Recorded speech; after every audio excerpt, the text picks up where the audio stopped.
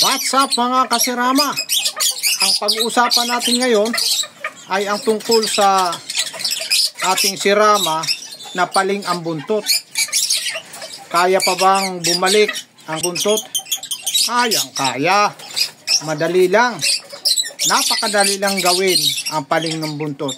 Ang gagawin natin, panoorin nyo ang video ito para malaman nyo kung paano yan ituwid yung paling ng buntot.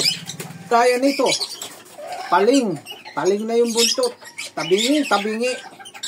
Ngayon, ang gagawin natin ngayon para gumanda ang kanyang buntot, kasi kapag hindi natin ayusin yan, hindi maging maganda ang presyo natin dyan.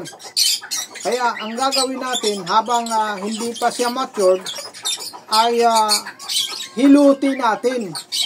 Paano natin hilutin? Hilutin natin to pa ganun. Kung paling dito sa kabila, ipabaliktad natin ang paghilot. Hilutin natin. Araw-araw hilutin natin pa kabila. Yan. Kasi hindi pa matured, hindi pa matigas yung pinaka dito niya sa kanyang yung tinutubuan ng buntot, malambot pa yan. Kayang-kaya pang hilutin. Ayan. Kailangan hilutin lang yan dyan para maituwid. Pasobrahan natin ng hilot para pag sakaling tumayo na yung buntot niya, nasa sentro na. Tama na. Oh.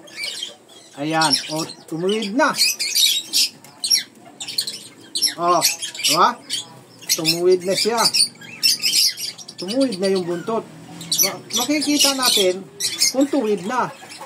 Patalikorin natin yung ating sirama. Yan. Ito yung pakpak niya. Oh. Tumapaling pa ng konti. Kaya konting hilot pa rin. Hihilutin natin ng pagganon. Kasi dito ang paling niya. Hilutin natin siya ng pagganyan. Ayan. Pagka bitawan na natin siya, oh, tumuwid na. Hindi na siya paling. Diba? Oh. Ayan na siya. Tuwid na. Kadungong kamarap. Oh. Iharap natin yung buntot. Tuwid na. Pagka pumaling uli siya, ganun ang gagawin natin, guys. Hilutin lang natin. Kahit siguro matured na, kasi kaya pa naman yan eh. Lalong-lalo na kung foliage pa lang.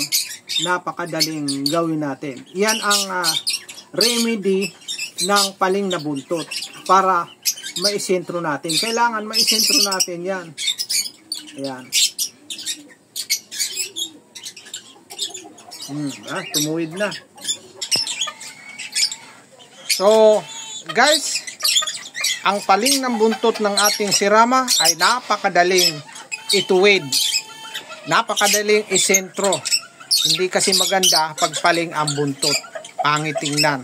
Sana may natutunan kayo sa aking video at huwag kalimutang i-like, i-share, at higit sa lahat, i-subscribe ang aking channel.